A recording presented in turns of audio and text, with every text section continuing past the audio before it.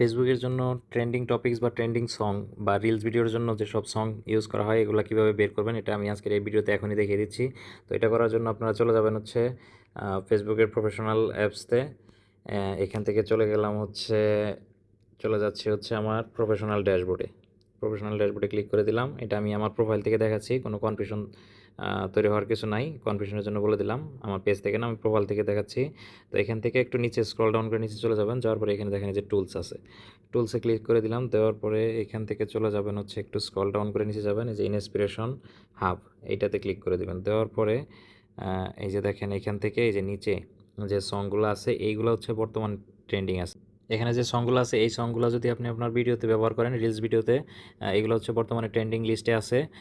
তাহলে আপনার ভিডিওটা ভাইরাল হওয়ার পসিবিলিটি বেড়ে যাবে। আর এরপর আছে কিছু টেমপ্লেটস, এই যে এক্সপ্লোর টেমপ্লেটস এটাতে ক্লিক করলাম।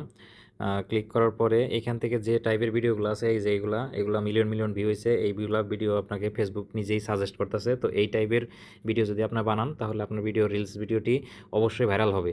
তো এখান থেকে আপনারা দেখে দেখে দেখে ভিডিও যেটা আপনার পছন্দ হয় সেটা আপনি রিলস বানিয়ে ফেলবেন, দেখবেন ভাইরাল হওয়ার পসিবিলিটি অনেকটাই বেড়ে যাবে।